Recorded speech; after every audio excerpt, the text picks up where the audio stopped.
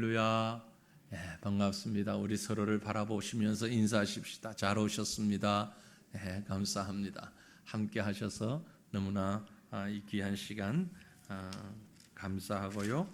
은혜의 시간, 성령의 능력이 함께하는 시간 될 수 있기를 소망합니다.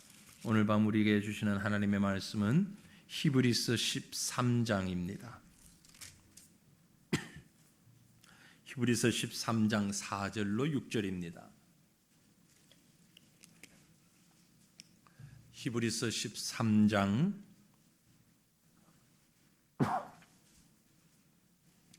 4절, 5절, 6절 석절 말씀을 우리 다 같이 한 목소리로 말씀을 같이 읽겠습니다.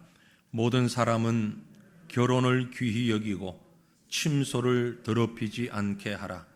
음행하는 자들과 간음하는 자들을 하나님이 심판하시리라. 돈을 사랑하지 말고 있는 바를 족한 줄로 알라. 그가 친히 말씀하시기를 내가 결코 너희를 버리지 아니하고 너희를 떠나지 아니하리라 하셨느니라. 그러므로 우리가 담대히 말하되 주는 나를 돕는 이시니 내가 무서워하지 아니하겠노라. 사람이 내게 어찌하리요 하노라. 아멘. 믿음으로 살아가는 사람에 대하여서 히브리서가 계속해서 말씀하고 있죠. 11장 우리가 너무나도 잘 아는 믿음장, 한참 동안 그 믿음에 기록된 인물들을 한 사람 한 사람 보면서 믿음이 무엇인가를 함께 생각하고 나누었는데요. 그런 믿음의 사람들이 이론적인 것이 아니라 실질적인 모습으로 살아갈 때에 어떻게 살아야 하는가 하는 말씀을 히브리서 13장 믿음에 관한 이야기의 결론 부분에서 실질적 삶의 모습을 얘기하고 있다라고 말씀드렸습니다. 그래서 13장에 와서 우리가 지난주에 함께 보았던 말씀이 형제를 사랑하고 나그네를 대접하는 삶, 그 형제의 의미가 무엇인지 또 나그네의 의미가 무엇인지 생각했습니다. 그리고 갇힌 자를 돌아보라는 말씀까지 우리가 보았고요. 이제 이어지는 말씀이 금방 우리가 읽었던 본문 말씀입니다. 형제 사랑하고 나그네 대접하고 갇힌 자를 돌아보고 그 다음에 이어서 오늘 두 가지를 말씀하고 있어요. 그 첫 번째가 뭔가 하니 가정입니다. 순결함으로 가정을 온전히 지키라. 우리 모두에게 가정이 있습니다. 이것은 결혼한 사람에게만 해당되는 말씀이 아니고요. 아직 결혼하지 않은 어린 아이부터 모든 가족이 다 해당이 됩니다. 왜냐하면 우리 아이들도 가정에서 살고 있잖아요. 그래서 우리가 살고 있는 이 가정을 어떻게 꾸려나가야 되느냐. 한 사람, 가장, 아버지만이, 남편만이 책임이 있는가? 부모에게만 책임이 있는가? 아닙니다. 온 가족에게 똑같은 책임이 주어져 있는데 가정이 어떤 의미를 가지고 있는가를 우리가 살펴야 합니다. 하나님께서 천지를 창조하시고 허락하신 사람과 사람의 만남 가운데 가장 기본적인 조직, 단체, 그게 바로 가정이라는 것이었죠. 사람이 모였을 때, 동물이 함께 하는 게 아니고 사람이 모였을 때 사람과 사람이 꾸려나가는 가장 기본적인 그룹, 단체, 그것이 가정이다라는 얘기입니다. 여기서 이미 현대의 엉뚱한 소리 하는 사람들의 말이 얼마나 잘못되었는가가 나오지요.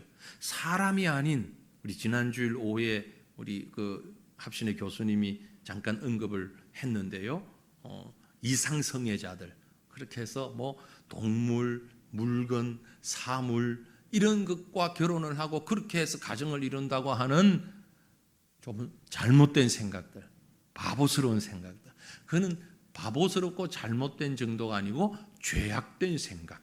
왜냐하면 하나님이 만드신 창조 질서에서 어긋나는 것이기 때문에 그렇습니다. 하나님은 가정을 이루실 때에 남자와 여자를 짝지어서 가정을 이루도록 하셨습니다.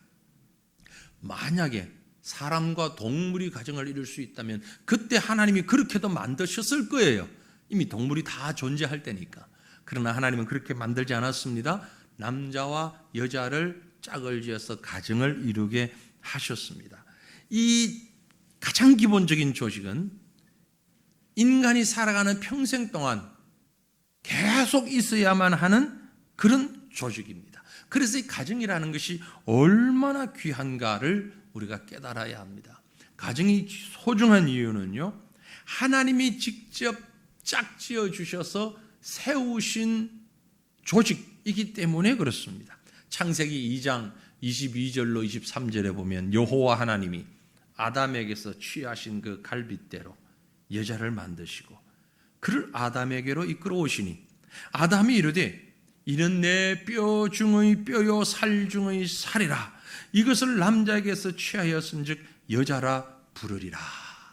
남녀의 관계를 정확하게 묘사하고 있습니다. 하나님이 만드신 남자 그리고 하나님이 만드신 여자 둘이 합하여서 뼈 중의 뼈요 살 중의 살이라. 그리고 연합되어 만들어진 조직이 바로 가정이라는 것입니다. 그래서 하나님이 이 가정을 처음 만드시면서 축사를 하셨는데 뭐라고 축사하셨습니까? 첫 가정해 주신 축사 바로 뒤에 나오는 24절 말씀이에요. 이러므로 남자가 부모를 떠나 그의 아내와 합하여 둘이 한 몸을 이룰지로다. 하나님이 처음 가정을 이루시면서 이렇게 축복의 말씀을 하셨어요. 남자가 부모를 떠나, 그러니까 성경적으로 보면 시집 가는 게 맞습니까? 장가 가는 게 맞습니까? 어느 게 맞아요? 남자가 부모를 떠나 장가 가야죠. 여자는요? 시집 가야죠. 어디로? 새로운 가정으로. 시댁으로 가는 게 아니에요. 정확하게 성경적으로 보면 여자가 시댁으로 가는 게 결혼이 아니고 여자가 시집을 가는데 누구에게로? 남편에게로. 남편은 장가를 가는데 누구에게로? 아내에게로. 그렇게 해서 한 가정이 이루어지는 거예요. 네. 물론 시댁과 친정 다 중요하죠. 중요하지 않다, 무시해도 된다 이런 말 아닙니다. 그러나 결혼의 의미가 뭐냐? 하나님이 원하시는 가정이 뭐냐? 그 독립적으로 하나의 가정으로 인정을 해야 된다라는 얘기입니다. 우리 성도들 가운데는 그런 시어른들은 안 계신 것 같아요. 제가 잘 몰라서 그런지 몰라도 아주 결혼시켜서 꽉 붙잡고 있으려고 하는 비성경적인 겁니다. 독립성을 내주셔야 돼요. 독립성이라는 것은 모든 결정권이 그 가정에 있습니다. 남편과 아내가 연합하여 이룬 가정에 모든 결정권이 있고 책임도 있어요. 그래서 오늘 말씀에도 보면 뭐라고 했는가 하니까 4절 말씀에 이렇게 말씀합니다. 모든 사람은 결혼을 어떻게 여겨라? 귀하게 여겨라. 모든 사람은 결혼한 사람뿐만이 아닙니다. 모든 사람, 앞으로 결혼할 사람, 나 시집 안 가, 나 결혼 안 해. 잘못된 말이에요. 성경이 뭐라고 말씀합니까? 결혼을 귀하게 여기라고 그랬어요. 물론 철이 없어서 몰라서 그럴 수 있습니다. 그러면 가르쳐야 돼요. 다른 걸로 가르치지 말고 말씀으로 가르치셔야 돼요. 어릴 때부터 가르치셔야 됩니다. 이제 유치원 다니는 애한테 결혼에 대해서 가르쳐야 됩니다. 유치원을 다녀도 뭐라고? 하나님이 만드시는 가정이야. 그래서 이 가정은 너무너무 귀한 것이야. 마음대로 뜻대로 그저 우리 생각대로 욕심대로 몸 가는 대로 그렇게 만들어지는 게 가정이 아니야. 가정은 너무너무 소중한 것이야. 이걸 자꾸 잊어버려요. 이 시대의 우리 젊은이들이 이걸 잊어버립니다. 그래서 가정을 꾸리지 않으려고 해요. 여러분 구체적인 통계를 보면 깜짝 놀랍니다. 이 시대를 살아가는 우리 사회의 젊은이들 가운데 절반 이상이 결혼 안 하겠답니다. 아예 대놓고 결혼 안 하겠다고 선포해요. 물론 그런다고 다 안 하는 건 아니겠지만 결혼 안 하겠다 그래요. 왜냐하면 가정이 얼마나 귀한 줄 모르기 때문에 그런 거예요. 그래서 가정의 귀함을 가르쳐야 되는 겁니다. 결혼 안 하겠다는 것도 답답하고 결혼은 해주는데 아이는 안 낳을 거야 라고 또 공공연하게 얘기를 합니다. 이 얼마나 어리석은 그런 얘기인지요. 하나님이 허락하신 가정에는 생육하고 번성하라는 명령이 그곳에 주어졌습니다. 그래서 하나님이 주시는 자녀들을 낳아서 그 자녀들을 잘 키워주는 것, 이것 또한 우리에게 허락하신 책임이고 사명이며 사역입니다. 이 땅을 살아가는 우리에게 주어진 사역이에요. 그게 결혼을 귀히 여기는 겁니다. 더 나아가서 결혼을 귀히 여기는 데는 침소를 더럽히지 아니하고 더럽히지 않게 하라. 침소를 더럽힌다는 것은 뭐냐? 뒤에 나오는 음행하는 자들, 간음하는 자들, 그들이 침소를 더럽힌다. 그 말은 가정을 더럽힌다, 그 말입니다. 가정은요, 세상에서 가장 정결한 곳이 되어야 합니다. 가장 정결한 것. 그래서 그 가정에서 나오는 것은 다 믿을 수 있어야 되고 다 안심할 수 있어야 됩니다. 가정에서 어떤 것이 나옵니까? 평안이 나옵니다. 사랑이 나옵니다. 회복이 나와요. 위로가 나와요. 신뢰가 나와요. 용납이 나와요. 이런 것들이 가정에서부터 생산되어져 나올 때에 그 가정이 깨끗한 가정이에요. 순결한 가정이에요. 세상 사람들은 가정의 순결을 단지 남녀의 성적인 부분만 가지고 순결을 얘기합니다. 그러나 성경은 그보다 훨씬 더 높은 수준의 순결을 말씀하고 있는 거예요. 귀히 여기고 귀히 여길 뿐만이 아니라 깨끗하게 소중히 정결하게 여기는 것, 너무너무 귀한 말씀입니다. 오늘 우리 성도들의 가정이, 우리 성도들의 가정에서 자라나는 자녀들이 바로 이런 올바른 성경적 가정관 바르게 가지고 살아갈 수 있기를 주님의 이름으로 축원합니다. 자녀들에게 이론적으로만 가르쳐서 되는 일은 아니에요. 이론적으로 배우는 건 학교 가서도 얼마든지 배웁니다. 물론 학교에서 배우는 것도 잘못된 것이 너무나 많긴 하지만 가정에서 가르치는 것은요, 교과서 펴놓고 노트 펴놓고 저거 그러고 가르치는 게 아니잖아요. 다 아시는 것처럼 가정에서는 보여주는 겁니다. 살아가는 겁니다. 살아가면서 가르치는 거죠. 아, 우리 부모가 이렇게 살아가는구나. 그 모습을 보며 자녀들이 배우는 겁니다. 가정은 정말 소중한 것이라구나. 사랑은 정말 귀한 것이라구나. 우리 아빠를 보니까, 우리 엄마를 보니까 이런 게 사랑이구나. 이걸 말로 하지 않아도 보면서 배울 수 있도록, 이게 바로 가정을 귀하게 만들어가는 모습입니다. 이걸 좀 더 예수님께서 구체적이고 분명하게 이렇게 가르쳐 말씀하셨어요. 마태복음 19장 5절 6절 우리 함께 읽겠습니다. 말씀하시기를 그러므로 사람이 그 부모를 떠나서 아내에게 합하여 그 둘이 한 몸이 될지니라 하신 것을 읽지 못하였느냐? 그런즉 이제 둘이 아니요 한 몸이니 그러므로 하나님이 짝지어 주신 것을 사람이 나누지 못할지니라 하시니. 아멘. 하나님께서 아담 하와에게 주셨던 말씀을 좀 더 구체적으로, 좀 더 깊이 풀어서 말씀했습니다. 사람이, 남자가 아니 사람이 남자든 여자든 사람이 부모를 떠나 아내에게 합하여, 남편에게 합하여 그 둘이 한 몸이 되는 것이 가정이다.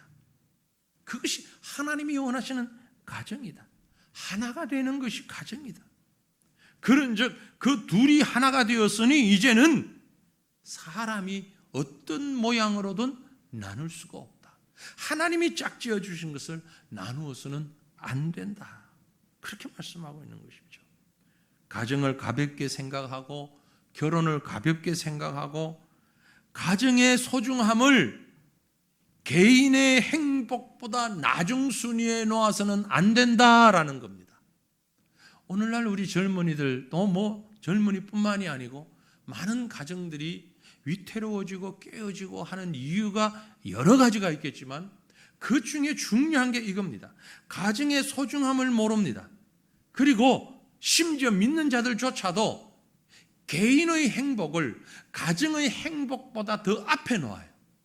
그 순위를. 그러니 가정이 지켜질 리가 없죠. 수십 년을 살다 보면 뒤돌아보면 좀 억울한 면도 없잖아 있죠. 내가 가정 이루고 자녀들 양육하고 이러다 보니까 내 꿈은 어디 갔는지 다 산산이 쪼개어지고 난 어디 갔는지 찾을 수가 없다. 억울하다. 그래서 이제라도 내가 나를 좀 찾아야 되겠다. 나도 내 행복을 좀 찾아야 되겠다. 오늘 어느 부분에서는요, 자신의 행복을 찾아가야 할 때가 있습니다. 그것도 필요해요. 하지만 그것도 어디에서? 가정 안에서 이루어지는 것이어야지. 1번 나의 행복, 2번 우리 집 복실이와의 아름다운 행복, 3번, 4번, 5번 가서 6번쯤 우리 가정의 하나됨, 행복.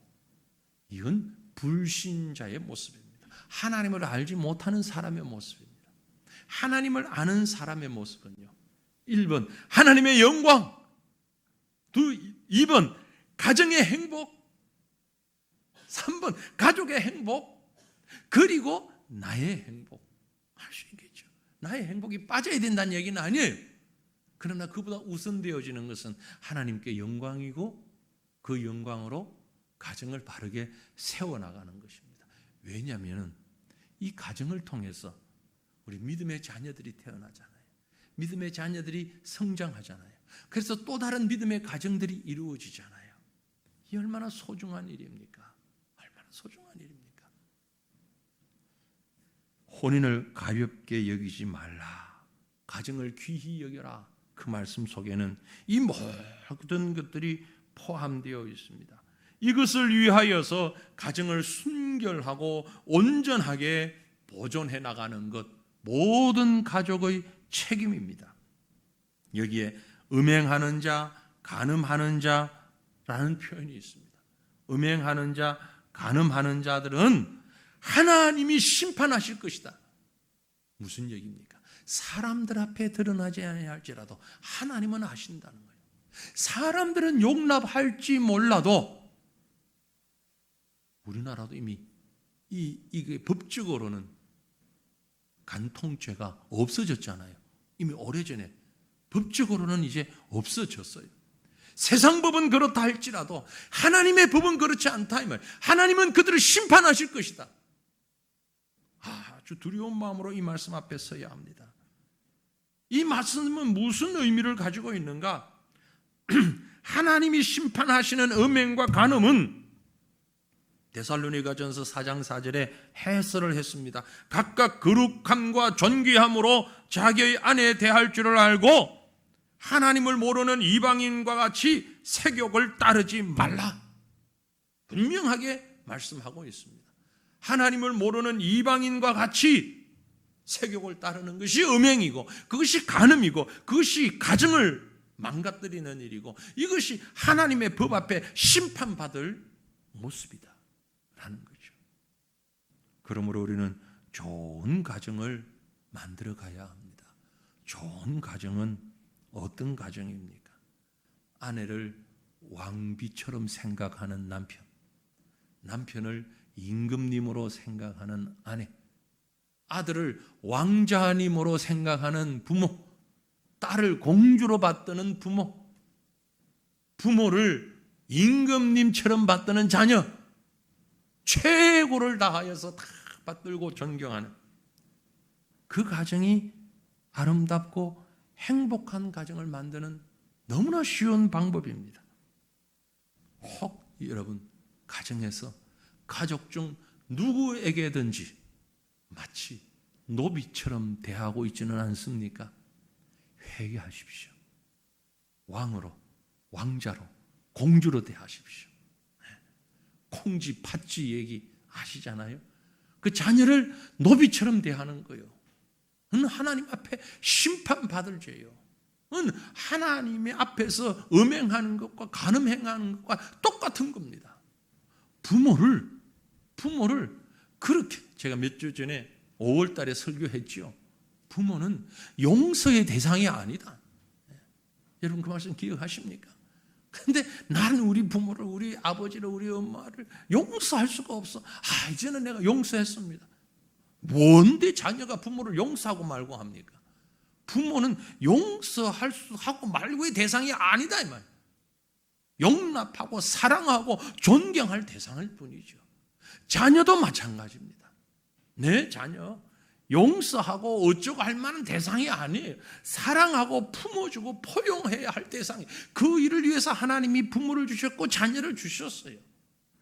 세상 다른 사람에게 대해서 우리가 용서 잘 못하고 용납 잘 못하고 품질 못하니까 세상 사람들은 그게 피가 물보다 진하다고 그러는데, 그 이유가 뭔고 하니 하나님이 세상 사람들을 다 용서하고 사랑하고 포용하라고 말씀하셨는데 우리가 잘 못하니까 가족이라도 그렇게 하라고 가장 작은 울타리를 만들어 주신 거예요. 그걸 지키는 것이 순결하게 가정을 보호하는 것입니다. 이게 믿음입니다. 이게 믿음의 사람이에요. 아브라함의 믿음, 노아의 믿음 앞에서 많이 우리가 보았잖아요. 그 믿음은 바로 이것입니다. 교회에 왔으면 믿음이 아니라 가정에서 먼저 그 믿음이 적용되어지고 실천되어져야 한다라는 말씀입니다. 믿음은 가정을 하나님의 심판의 대상이 아닌, 심판의 범위가 아닌 하나님의 사랑의 범위에 들도록 그 가정을 성장시키는 것입니다. 그러기 위해서 연결되는 말씀입니다. 그러기 위해서 우리 한 사람 한 사람이 어떻게 믿음의 무장을 해야 되느냐? 재물보다 하나님 의지할 때에 가능합니다. 오늘 우리가 읽었던 말씀의 5절과 6절 말씀 같이 읽어봅니다. 돈을 사랑하지 말고 있는 바를 족한 줄로 알라. 그가 친히 말씀하시기를 내가 결코 너희를 버리지 아니하고 너희를 떠나지 아니하리라 하셨느니라. 그러므로 우리가 담대히 말하되 주는 나를 돕는 이시니 내가 무서워하지 아니하겠노라. 사람이 내게 어찌하리요 하노라. 물질, 세상 살아가는데 참 중요합니다. 반드시 있어야 합니다. 소중한 것입니다. 그래서 우리 신자가 물질에 대해서 거부할 필요는 없습니다. 그것을 또 악으로 규정해서 죄악시할 것도 아닙니다. 문제는 그 물질을, 돈을 사랑하지 말라 그랬어요. 이용 잘 하시길 바랍니다. 여러분, 돈 많이 버시길 바랍니다. 돈 버는 게 죄 아닙니다. 돈 많이 버셔야 됩니다. 많이 버셔야, 가능한 한 최대한 많이 버셔야 됩니다. 단 정직한 방법으로, 믿음의 방법으로. 그래서 하나님이 채워주시면 많이 버세요. 그러나 그 물질을 사랑하지는 마세요. 물질을 사랑할 때 심각한 문제가 생깁니다. 어떻게 해야 사랑하지 않을 수 있습니까? 바른 방법으로 사용하면 됩니다. 바른 방법으로 물질을 벌고 바른 방법으로 사용하는 것입니다. 물질을 사랑하는 마음은 우리 마음의 탐욕으로부터 시작이 되죠. 이걸 조절을 잘 못하니까 많은 물질이 있어야 행복한 줄로 생각합니다. 앞에서 말씀드린 가정이 쪼개어지는 이유의 상당 부분이 부부 간의 문제도 부모 자녀 간의 문제도 이 가정이 순결을 유지하지 못하고 거룩을 유지하지 못하는 상당한 부분이 물질의 욕심 때문에 그렇습니다. 물질의 욕심. 우리 심심찮게 뉴스를 보다 보면 부모와 자식 간에 법정으로 고소를 하고 싸우고 이런 모습들을 보잖아요. 여러분 그거 볼 때마다 어떻습니까? 참 한심하다는 생각도 들지만 나는 돈이 없어서 행복하다 그런 생각 안 드세요? 우리라고 별반 다를 것 같아요? 우리 아들은 안 그래요. 우리 딸은 안 그래요. 천만의 말씀. 그만큼 많아 보질 않았으니까 모르는 것이. 아니 멀쩡한 가정에 그렇게 행복한 줄 알았는데 지금도 계속 뉴스에 나오는 사람도 있고요. 예전에 나왔던 사람들도 있고 다 뭐에 얽혀 있습니까? 물질에 얽혀 있잖아요. 물질에. 여러분 지금 막 뉴스만 틀면 나오는 그 떠드는 것들, 그게 정치적인 문제 같고 뭐 가정의 문제 같은데 따지고 들어가 보니 전부 무슨 문제? 돈 문제, 돈 문제, 물질 문제잖아요. 그렇잖아요. 거짓말 했다가 막 큰 소리 쳤다가 어쨌든 다 물질에 얽힌 문제예요. 돈을 사랑하기 때문에 생겨난 문제예요. 한결같이 생각하기를 돈이 하나님보다 힘이 세다고 생각하니까 그런 거예요. 돈이 부모보다 더 중요하다고 생각하니까 그런 거예요. 돈이 내 자식보다 더 중요하다고 생각하니까 그런 거예요. 왜 그렇게 돈에 붙잡혀서 안절부절 하십니까? 돈만 있으면 든든한 것 같고 든든한 후원자가 생기는 것 같고 돈이 없으면 아무것도 안 되는 것 같은데 그렇지 않습니다. 오늘 말씀에 돈을 사랑하지 말고 있는 바를 족한 줄로 알라. 그리고 뒤에 오는 말씀이요, 주는 나를 돕는 이시라고 그랬어요. 돈이 나를 돕지 않습니다. 주님이 나를 돕는다 이 말이에요. 재물이라고 하는 것은 모아도 한도 끝도 없다는 걸 우리가 너무나도 잘 알잖아요. 가져보면 더 많이 가지고 싶고 더 많이 가지고 나면 더 많이 가지고 싶고. 디모데전서 6장 6절에 말씀하시기를 그러나 자족하는 마음이 있으면 경건은 큰 이익이 된다고 했어요. 반대로 말을 뒤집어 놓으면 자족하는 마음이 없으면 결코 경건하게 살 수 없다는 겁니다. 나는 이렇게 이 모양 이 꼴로밖에 안 되고 왜 나한테는 물질이 없고 나는 유산 받은 것도 없고 내가 지금 가진 건 이것밖에 안 되고 그리고 교회 와가지고는 전혀 경건하지 않습니다. 전혀 경건하지 않아요. 성경이 지금 말씀하고 있잖아요. 자족하는 마음이 없습니다. 나는 왜 이런 남편밖에 없을까? 나는 왜 이런 아내밖에 없을까? 우리 자식은 왜 돈을 못 벌까? 자족하는 마음이 없으면 아무리 철야를 하고 금식을 해도 경건하지 않다는 얘기예요. 네? 가정에 대해서 만족하십시오. 물질이 아닌 하나님이 허락하신 가족에 대해서 만족하십시오. 교회에 대해서 만족하십시오. 허락하신 이웃에 대해서 만족하십시오. 오늘 주어진 형편에 대해서 만족하십시오. 그분이 경건을 시작할 수 있는 사람입니다. 성도의 삶을 시작할 수 있는 사람입니다. 곧 그 사람이 바로 믿음의 사람, 신자로서의 걸음을 걸어갈 수 있는 사람이다라는 것입니다. 돈으로 약은 살 수 있지만 건강은 살 수 없다고 말합니다. 돈으로 집은 살 수 있겠지만 가정은 살 수가 없습니다. 돈으로 오락물은 살 수 있겠지만 행복을 살 수는 없답니다. 돈으로 먹을 음식은, 좋은 음식은 살 수 있지만 아무리 돈이 많아도 식욕은 살 수가 없습니다. 엄청난 돈으로 좋은 침대는 살 수 있겠지만 그 침대에서 잘 수 있는 단잠은 돈으로 살 수 있는 게 아닙니다. 돈은 어느 누구도 부유하게 행복하게 만들 수 있는 힘이 없습니다. 그래서 우리는 돈을 사랑하는 것이 아니라 잘 활용하는 자가 되어야 합니다. 돈을 의지하는 자가 아니라 하나님을 의지하는 믿음의 사람이 되어야 한다라는 말씀입니다.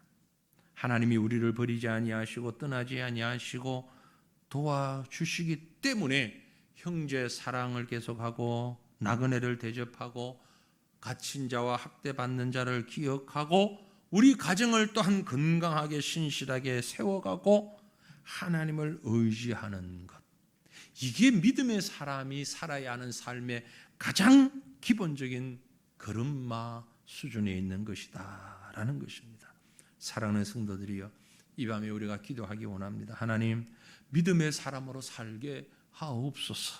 그러기 위해서 허락하신 가정 속에서 참된 믿음의 행복을 깨닫게 하시고 물질이 아닌 하나님 의지하고 하나님께서 허락하신 그 물질로 그리스도의 사랑을 실천함으로 더 크고 더 귀한 성도의 삶을 살아갈 수 있는, 믿음의 삶을 살아갈 수 있는 우리가 되게 하옵소서. 기도하는 이 밤 저와 여러분 될 수 있기를 주님의 이름으로 축원합니다. 우리 함께 기도하기를